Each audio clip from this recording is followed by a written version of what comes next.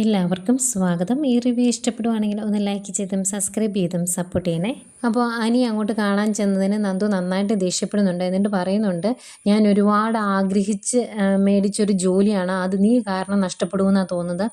നീ എൻ്റെ ജീവിതം തുലയ്ക്കാനായിട്ടാണോ അനി എൻ്റെ പുറകെ ഇങ്ങനെ നടക്കുന്നത്? അവിടെ ആയിരുന്നപ്പോഴും എനിക്ക് സ്വൈര്യം തരത്തില്ലായിരുന്നു, ഇവിടെയെങ്കിലും എനിക്ക് ഇച്ചിരി സ്വൈര്യം തരാൻ മേലായിരുന്നോ എന്നൊക്കെ ചോദിക്കും. എന്നിട്ട് എന്തെങ്കിലും ആകെ വിഷമാട്ടോ എനിക്ക്. അന്നേരം അനി പറയുന്നുണ്ട്, നീ ഫോൺ വിളിച്ചിട്ട് എടുക്കാഞ്ഞിട്ടല്ലേ ഞാൻ അങ്ങോട്ട് വന്നത് എന്നൊക്കെ ഇങ്ങനെ ചോദിക്കുന്നുണ്ട്. എന്നിട്ട് നീ വിഷമിക്കണം, നിൻ്റെ ജോലിക്കൊന്നും പറ്റിയല്ല എന്നൊക്കെ പറയുമ്പം അത് നീയാണ് തീരുമാനിക്കുന്നത്. എൻ്റെ ജോലി നഷ്ടപ്പെട്ടിട്ടുണ്ടെങ്കിൽ അതിനുള്ള കാരണക്കാരൻ നീ മാത്രമായിരിക്കും, അത് പറയാൻ വേണ്ടിയാണ് ഞാൻ വിളിച്ചത് എന്നൊക്കെ പറഞ്ഞിട്ട് നന്ദു അങ്ങ് ഫോൺ വയ്ക്കും.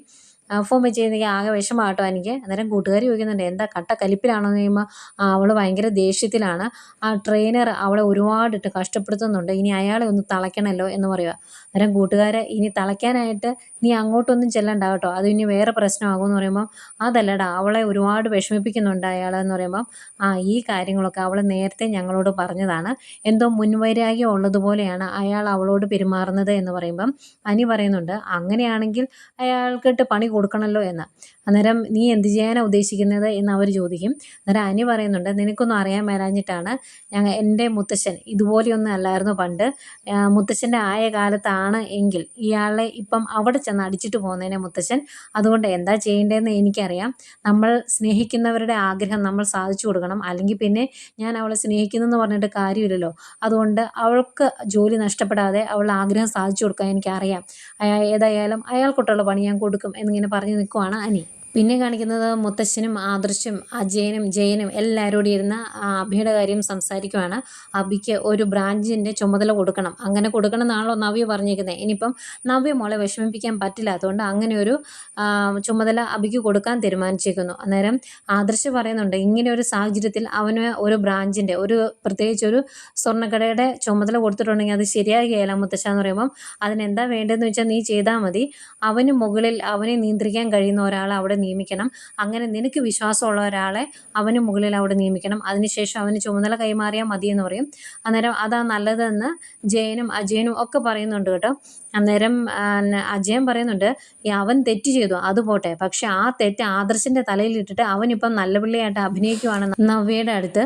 ഏതായാലും ഈ കാര്യങ്ങളെല്ലാം അവൻ്റെ ചരിത്രമെല്ലാം നവ്യ അറിഞ്ഞിട്ടുണ്ടെങ്കിൽ അവൾ കുഞ്ഞിനെയും കൊണ്ട് ഇറങ്ങിപ്പോകുമെന്ന് പറയും. അന്നേരം മുത്തശ്ശൻ പറയുന്നുണ്ട്, അങ്ങനെ എന്തെങ്കിലും സംഭവിച്ചിട്ടുണ്ടെങ്കിൽ ഇവിടുന്ന് ഇറങ്ങുന്നത് നവ്യ ആയിരിക്കുകയില്ല, അഭി ആയിരിക്കും, പിന്നെ അവൻ ഈ കുടുംബത്തിൽ കാണില്ല. ഒരു പെൺകുട്ടിയെ ഇങ്ങോട്ട് ദത്തെടുത്തപ്പം അവൾ അനാഥ ആയതുകൊണ്ട് ഈ കുടുംബത്തെ സ്നേഹിക്കുമെന്നാണ് ഞങ്ങളെല്ലാവരും കരുതിയത്, പക്ഷെ അങ്ങനെയല്ല സംഭവിച്ചത്. ഇനിയിപ്പം കുടുംബത്തിൻ്റെ മാനം കൈവിട്ടു പോകാതിരിക്കാൻ നമുക്ക് പലതും മറച്ചു പിടിക്കുകയും ക്ഷമിക്കുകയും ഒക്കെ ചെയ്തേ പറ്റുള്ളൂ. ഇനി എനിക്ക് അങ്ങനെ ഒരു കൊച്ചുമോനില്ല, അവനെ ഞാൻ എൻ്റെ കൊച്ചുമകനായിട്ട് കാണുന്നുമില്ല, ഇനി ഒരിക്കലും അവൻ നന്നാകുമെന്നും എനിക്ക് യാതൊരു പ്രതീക്ഷയില്ല. അതുകൊണ്ട് തന്നെ അവൻ്റെ മേൽ ഒരു നിയന്ത്രണം വേണം. ഏതായാലും ഈ കാര്യം നീ തന്നെ നവ്യയോട് പറഞ്ഞേരെ, അവൾക്കൊരു സന്തോഷമാകട്ടെ എന്ന് പറയുന്നു. അന്നേരം ആദർശ, ശരി മുത്തശ്ശൻ ഞാൻ തന്നെ പറഞ്ഞോളാം എന്ന് പറഞ്ഞിട്ട് അവിടെ നിന്ന് എഴുന്നേറ്റ് പോവാം. ആദർശം എഴുന്നേറ്റ് പോയി കഴിയുമ്പോൾ മുത്തശ്ശൻ ജയനോട് പറയുന്നുണ്ട്, ഇതുപോലൊരു മകനെ നിനക്ക് കിട്ടിയത് നിൻ്റെ മുൻജന്മ ഭാഗ്യമാണെന്ന് കൂട്ടിയാൽ മതി. ഏതായാലും അവന് എല്ലാ ചുമതലകളും ഏൽപ്പിക്കാൻ എനിക്ക് സാധിച്ചു, അതും ഉണ്ട്, എനിക്കും ഒരു ആശ്വാസം ഉണ്ടെന്നൊക്കെ മുത്തശ്ശൻ പറയുന്നുണ്ട് കേട്ടോ. ഈ സമയം നമ്മുടെ നവ്യ കുഞ്ഞിന് കുറുക്കൊക്കെ ഉണ്ടാക്കിക്കൊണ്ടിരിക്കുമായിരുന്നു. അങ്ങോട്ടേക്ക് ആദർശം നയനയും ചെല്ലുവാണ്. ഇവരെ കാണുന്നതേ നവ്യയുടെ മുഖത്ത് ഒരു ലോഡ് പുച്ഛമാട്ടോ. അന്നേരം ആദർശം അടുത്ത് ചെന്നിട്ട് പറയുന്നുണ്ട്, നവ്യ ഇനി നീ ആരോടും പരാതി പറഞ്ഞുകൊണ്ട് നടക്കുമൊന്നും വേണ്ട, അഭിക്ക് ഒരു ബ്രാഞ്ചിൻ്റെ ചുമതല കൊടുക്കാൻ തീരുമാനമായിട്ടുണ്ട് എന്ന് പറയുമ്പോൾ, ഇത് നിങ്ങളുടെ ഔദാര്യമൊന്നുമില്ല, ഞാൻ മുത്തശ്ശനോട് റിക്വസ്റ്റ് ചെയ്തു, അപ്പം മുത്തശ്ശൻ്റെ കാര്യം മനസ്സിലായി, അതുകൊണ്ട് മുത്തശ്ശൻ ആ തീരുമാനം എടുത്തത് എന്ന് പറയുമ്പം നയന പറയുന്നുണ്ട്, മുത്തശ്ശൻ തീരുമാനം എടുത്തിട്ടുണ്ടെങ്കിൽ ഇപ്പോൾ കാര്യങ്ങളൊന്നും അത്ര അങ്ങനെ നടക്കുകയില്ല, കാരണം അവിടെ MD ആയിട്ട് ഇരിക്കുന്നത് ആദർശേട്ടനായതുകൊണ്ട് ആദർശേട്ടനാണ് ഓരോരുത്തരെ നിയമിക്കുന്നത് എന്ന് പറയും. അന്നേരം നവ്യ ചോദിക്കുന്നുണ്ട്, അതിന് മുത്തശ്ശനുണ്ടാക്കിയ പ്രസ്ഥാനമല്ലേ ഇത്, അല്ലാതെ ആദർശേട്ടൻ ഉണ്ടാക്കിയതല്ലല്ലോ മൂർത്തി ജ്വല്ലറി എന്നിങ്ങനെ പറയുമ്പം ആദർശ് പറയുന്നുണ്ട്, അത് മുത്തശ്ശനും ഉണ്ടാക്കിയതല്ല, 50 വർഷത്തെ പാരമ്പര്യമുണ്ട് മൂർത്തി ജ്വല്ലറിക്ക്, അത് കാലങ്ങളായിട്ട് കൈമാറി വന്ന ഒരു ബിസിനസ്സാണ്, പിന്നെ അത് കൂടുതൽ പേരെടുത്തത് മുത്തശ്ശൻ്റെ കാലത്താണ്, അതിന് മൂർത്തി ജ്വല്ലറി എന്ന് പേരിട്ടത് മുത്തശ്ശൻ്റെ അച്ഛനാണ്, അങ്ങനെയുള്ള വ്യത്യാസങ്ങളുണ്ടെന്നേ ഉള്ളൂ എന്ന് പറയും. അന്നേരം നവ്യ ചോദിക്കുകയാണ്, ഇപ്പം മുത്തശ്ശന് പോലും ക്രെഡിറ്റ് കൊടുക്കാൻ മനസ്സില്ലേ എന്ന്. അന്നേരം ആദർശ് പറയും, മുത്തശ്ശന് ക്രെഡിറ്റ് കൊടുക്കാൻ എനിക്ക് ഒരു കുഴപ്പമില്ല, ഈ നിമിഷം എന്നോട് MD സ്ഥാനത്ത് നിന്ന് മാറാൻ പറഞ്ഞാൽ ഞാൻ മാറും, പിന്നെ അവനൊരു സ്ഥാനം ഇപ്പോൾ കൊടുത്തിട്ടുണ്ട്, ഇനി അത് നേരാവണ്ണം നോക്കി നടത്താൻ അവനോട് പറയണം എന്ന് പറയുക. അന്തേക്കും നവ്യ, നിങ്ങൾ എന്താ ഉദ്ദേശിച്ചിരിക്കുന്നത്, ഒരു കഴിവുമില്ലാത്ത അനിക്ക് 3 ബ്രാഞ്ചിൻ്റെ ചുമതലയാണ് കൊടുത്തേക്കുന്നത്. അവൻ അത് നേരാവണ്ണം നോക്കുന്നുണ്ടോ എനിക്കറിയത്തില്ല. പിന്നെ അബിക്ക് ഒരു ബ്രാഞ്ച് പോലും നോക്കാനുള്ള കഴിവില്ല. അവനൊരു കഴിവുകെട്ടവനാണ് എന്ന് വരുത്തി തീർക്കാനുള്ള ശ്രമമല്ലേ നിങ്ങൾ നടത്തുന്നത്. അതെനിക്ക് നന്നായിട്ട് അറിയാമെന്ന് പറയുമ്പം നിൻ്റെ ചേച്ചി ഇതെന്തൊക്കെയാ നയനെ പറയുന്നത് എന്ന് ആദർശ് ചോദിക്കും. അന്നേരം നയന പറയുന്നുണ്ട് ഇത് ശരിക്കും കാരണം ആദർശേട്ടന് താഴെ അച്ഛനും കൊച്ചച്ഛനും ഒക്കെ ഉണ്ടായിരുന്നു. അവർക്കൊന്നും ചുമതല കൊടുക്കാതെ MD ആയത് ആദർശേട്ടനല്ലേ. അതിൻ്റെ ചില ദേഷ്യങ്ങൾ പലർക്കും ഉണ്ടെന്ന് എനിക്കറിയാമെന്ന് പറയുമ്പോൾ അയ്യോ ഇനിയിപ്പോൾ അത് പറഞ്ഞാൽ മതി. ഏതായാലും ആദർശധീരനായ ആൾക്കാർ ഓരോന്ന് ചെയ്തു വെച്ചേക്കുന്നത് എന്താണെന്ന് ഞങ്ങൾക്കറിയാം എന്ന് പറഞ്ഞിട്ട് അങ്ങ് പോവാട്ടോ നവ്യ. അന്തേക്കും നയന എനിക്ക് ഇതൊക്കെ കേൾക്കുമ്പോഴാണ് ദേഷ്യം വരുന്നത്. ഒരു തെറ്റും ചെയ്യാത്ത ആദർശേട്ടനെ എല്ലാവരും കൂടെ കുറ്റപ്പെടുത്തുന്ന കേൾക്കുമ്പോൾ എനിക്ക് സഹിക്കാൻ പറ്റുന്നില്ല. ഞാൻ എന്തെങ്കിലും പറഞ്ഞു പോകുമെന്നൊക്കെ. ഈ പറഞ്ഞ ആളാണ് ഇന്നലെ ആദർശ നന്ദുവിനോടെങ്കിലും സത്യം തുറന്നു പറഞ്ഞാലോ എന്ന് ചോദിക്കുമ്പോൾ അതിനി പാടിക്കൊണ്ട് നടക്കുമൊന്നും വേണ്ട, അറിയുവാണെങ്കിൽ അറിഞ്ഞോട്ടെ എന്ന് പറഞ്ഞ ആളാണ് ഈ പറയുന്നത്. അന്നേരം ആദർശ് പറയുന്നുണ്ട് ഇങ്ങനെയാണ് ഞാനൊരു കുറ്റക്കാരനായിട്ടാണ് ഇപ്പം നിൽക്കുന്നത്. അത് അങ്ങനെയല്ല എന്ന് മറ്റുള്ളവൻ അറിയുന്നത് വരെ അവരെന്നെ ഇങ്ങനെ കുറ്റപ്പെടുത്തിക്കൊണ്ടിരിക്കും, ചിലപ്പം അധിക്ഷേപിച്ചെന്നിരിക്കും. ഇതെല്ലാം സഹിക്കാനുള്ള കഴിവുണ്ടെങ്കിൽ മാത്രമേ ഇങ്ങനെയുള്ള കാര്യങ്ങൾ മൂടി വെച്ചുകൊണ്ട് നടക്കാൻ പാടുള്ളൂ. പിന്നെ നീയാണല്ലോ പറഞ്ഞത് നിൻ്റെ ചേച്ചിയുടെ ജീവിതം നമ്മൾ തകർക്കരുത് എന്ന്. പിന്നെ എന്തിനാ ഇപ്പം മാറ്റി പറയുന്നത്? ഇതൊക്കെ സഹിച്ചേ പറ്റുള്ളൂ എന്ന് പറഞ്ഞിട്ട് ആദർശ് അങ്ങ് പോകുന്നു. ആകെ വിഷമിച്ച് നിൽക്കുവാണ് നമ്മുടെ നയന. അവിടുന്ന് പോകുന്ന നവ്യ ഈ കാര്യം സന്തോഷ വാർത്തയാണല്ലോ ഇത് പറയാൻ ജലജയുടെ അടുത്ത് ചെല്ലുവാണ്. ജലജയോട് പറയുമ്പോൾ ജലജയ്ക്കും ഭയങ്കര സന്തോഷം. ഏതായാലും ഇനി അബി ടെൻഷൻ ആകുമൊന്നും വേണ്ട. അബിക്ക് ഒരു ബ്രാഞ്ചിൻ്റെ ചുമതല കൊടുക്കാൻ മുത്തശ്ശൻ തീരുമാനിച്ചിട്ടുണ്ട്. ആ കാര്യം എന്നോട് വന്ന് പറഞ്ഞത് ആ ആദർശധീരനാണ്. പക്ഷേ ആ ക്രെഡിറ്റ് അങ്ങേർക്ക് കൊടുക്കാൻ പറ്റിയല്ല എന്നുള്ള കാര്യം ഞാൻ അതങ്ങ് മുഖത്ത് നോക്കി പറഞ്ഞിട്ടുണ്ട്. അത് അയാൾക്കും എൻ്റെ അനിയത്തിക്കും അങ്ങ് ഇഷ്ടപ്പെട്ടില്ല എന്ന് പറയുമ്പോൾ അല്ലെങ്കിലും അവർക്കിതൊന്നും ഇഷ്ടപ്പെടില്ലല്ലോ. എൻ്റെ മകനെ കൊച്ചാക്കാനും അവനെ കഴിവട്ടവൻ ആക്കാനും ആണല്ലോ അവരുടെയൊക്കെ ഉത്സാഹം എന്നൊക്കെ പറയും. എന്നിട്ട് അബി ഇത് അറിഞ്ഞോ എന്ന് ചോദിക്കും. അന്നേരം അറിഞ്ഞില്ല, ഞാൻ വിളിച്ച് പറയട്ടെ എന്ന് പറഞ്ഞിട്ട് നവ്യ അങ്ങ് പോവാട്ടോ. അന്നേരം ജലജ മനസ്സിൽ ഓർക്കുക അവളുടെ ഒരു സന്തോഷം. ഇനിയിപ്പോൾ അവൻ ഒരു ബ്രാഞ്ചിൻ്റെ ചുമതല ഏറ്റു, ഇനി അവിടുന്ന് അങ്ങ് വളർന്നോളും, അന്നേരം സുഖമായിട്ട് ജീവിക്കാമെന്ന് ഓർത്ത് അവളുടെ സന്തോഷം. പക്ഷെ പൊന്നു മോളെ ഒരവസരം കിട്ടിയാൽ നിന്നെ ഞങ്ങൾ തോണ്ടി പുറത്ത് കളയും എന്നാണ് ജലജയുടെ മനസ്സിൽ. ഈ സമയം അബി ആണെങ്കിൽ വേറൊരു പെൺകുച്ചിനെയും കൊണ്ട് ഒരു ഐസ്ക്രീം പാർലറിൽ പോയി ഐസ്ക്രീമൊക്കെ കഴിച്ചുകൊണ്ടിരിക്കുകയാണ്. അന്നേരം പറയുന്നുണ്ട് എൻ്റെ ഭാര്യയ്ക്ക് ഇപ്പം എന്നെ അങ്ങനെ സംശയമൊന്നുമില്ല, പണ്ടായിരുന്നു സംശയം. ഇന്നിപ്പം ഞാൻ മനഃപൂർവ്വം ഒരു ചെറിയ വഴക്കുണ്ടാക്കിയിട്ട് ഇറങ്ങി പോകുന്നതാണ്, അതുകൊണ്ട് ഫോൺ വിളിക്കുകയൊന്നുമില്ല. ഇപ്പം എനിക്ക് കുടുംബത്തിൽ മൊത്തത്തിൽ ഒരു ക്ലീൻ ഷീറ്റ് കിട്ടിയിട്ടുണ്ട്, അതുകൊണ്ട് വലിയ പ്രശ്നമില്ല. ആകെ തകർന്നടിഞ്ഞു പോയത് എൻ്റെ ഏട്ടനാണെന്നൊക്കെ പറയുമ്പോൾ ആ പെങ്കൊച്ച് ചോദിക്കുന്നുണ്ട് കേട്ടോ ഏട്ടൻ എന്താ സംഭവിച്ചതെന്ന്. അന്നേരം ആ കാര്യങ്ങളൊക്കെ ഞാൻ നിന്നോട് പിന്നെ പറയാമെന്ന് പറയും. ഇങ്ങനെ സംസാരിച്ചുകൊണ്ടിരിക്കുന്നതും കറക്റ്റ് നവ്യ വിളിക്കും. അന്നേരം പണ്ടാരം വിളിച്ചു എന്ന് പറഞ്ഞിട്ട് ആ ഫോൺ എടുത്ത് നോക്കിയിട്ട് അത് കട്ട് ചെയ്ത് വയ്ക്കുക. അന്നേരം ആ പെങ്കൊച്ച് നോക്കി എടുക്കാൻ മേലായിരുന്നു എന്ന്. അന്നേരം അതിൻ്റെ ആവശ്യമൊന്നും ഇല്ല എന്ന് പറയും. അന്നേരം നവ്യ ഫോൺ വിളിച്ചിട്ട് കിട്ടാത്തതിൻ്റെ സങ്കടമായിട്ട് നവ്യയ്ക്ക്. അന്നേരം ജലജ വന്നിട്ട് ചോദിക്കും എന്താ മോളെ അവൻ ഫോൺ എടുത്തില്ലെന്ന് ചോദിക്കുമ്പോൾ ഇല്ല എന്ന് പറയും. എന്നാൽ ഞാൻ വിളിച്ചു നോക്കാം എന്ന് പറഞ്ഞ് ജലജ ഫോൺ എടുത്തിട്ട് വിളിക്കുവാണ്. അന്നേരം അയ്യോ ഇത് അമ്മയാണല്ലോ എന്ന് പറഞ്ഞ് അവ്യ ഫോൺ എടുക്കും. അന്നേരം ഒരു നല്ല കാര്യം പറയാൻ വേണ്ടിയല്ലേ നവ്യ ഫോൺ വിളിച്ച്, എന്നിട്ട് നീ എന്താണ് എടുക്കാത്തതെന്ന് ചോദിക്കുമ്പോൾ അവളുടെ വായിന്ന് എനിക്ക് നല്ല കാര്യവും കേൾക്കണ്ട ചീത്തക്കാര്യവും കേൾക്കണ്ട എന്ന് പറഞ്ഞിട്ട് ഫോൺ അങ്ങ് കട്ട് ചെയ്യുക കേട്ടോ അബി.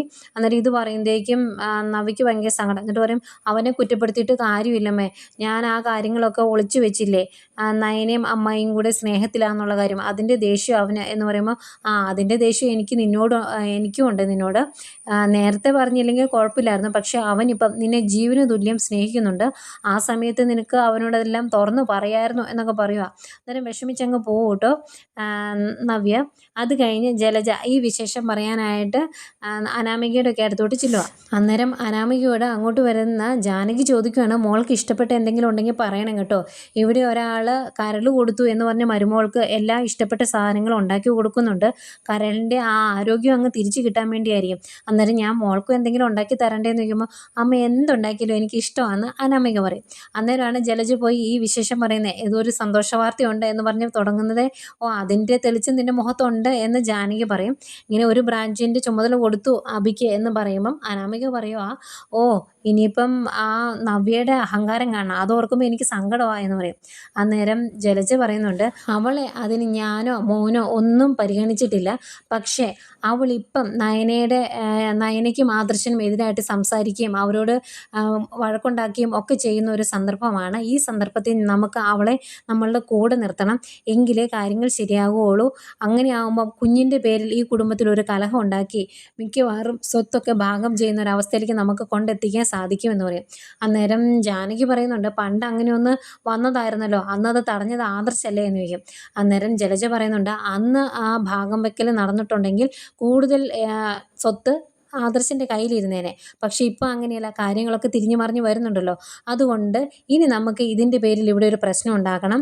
നവ്യയുടെ കുഞ്ഞിനെ ആരും പരിഗണിക്കുന്നില്ല എന്ന് പറഞ്ഞ് അവളെ ഇടയ്ക്കിടയ്ക്കൊന്ന് ചൂട് പിടിപ്പിച്ചിട്ടുണ്ടെങ്കിൽ അനിയത്തിയും ചേച്ചിയും കൂടി ഈ വീട്ടിൽ കിടന്ന് തല്ലുണ്ടാക്കുന്നത് നമുക്ക് കാണാൻ പറ്റുമെന്ന് പറയുമ്പം അനാമിക പറയുന്നുണ്ട്, നിങ്ങളുടെ എല്ലാം മനസ്സിലിരിപ്പ് ഇതാണെങ്കിൽ ഞാൻ എൻ്റെ ദേഷ്യം അങ്ങ് മാറ്റി വെച്ചിട്ട് നവ്യയോട് കൂട്ടുകൂടാൻ നോക്കാം എന്ന്. അന്നേരം ജലജ ഇതിനിടയ്ക്ക് മനസ്സിലോർക്കുന്നുണ്ട് കേട്ടോ, നവ്യെന്നല്ല നിന്നെ ഞങ്ങൾക്ക് വലിയ പിടുത്തമൊന്നും ഇല്ല എന്നൊക്കെ മനസ്സിലോർക്കുന്നുണ്ട്. ഏതായാലും അനാമിക നവ്യയോട് കൂട്ടുകൂടാൻ തീരുമാനിച്ചു. നവ്യ കൊച്ചിൻ്റെ ഡ്രസ്സൊക്കെ മടക്കി വെച്ചുകൊണ്ടിരിക്കുമ്പോൾ അങ്ങോട്ട് ചെല്ലുക, എന്നിട്ട് ഏട്ടത്തി എന്ന് വിളിക്കും. അന്നേരം നവ്യ വയ്ക്കും, ഇന്നെന്താടി ഒരു പ്രത്യേകത, ഏട്ടത്തി എന്നൊരു വിളി എന്നൊക്കെ. അന്നേരം ഈ വീട്ടിൽ നടക്കുന്ന കാര്യങ്ങളൊക്കെ ഏട്ടത്തിക്ക് അറിയാം, വലിയ ആദർശധീരനാണ് എന്ന് പറഞ്ഞ് ഇവിടെയുള്ള എല്ലാവരും തലയിൽ പൊക്കി വെച്ചുകൊണ്ട് നടന്ന ഒരാളാണ് ഇത്രയും വലിയ തെറ്റ് ചെയ്തത്.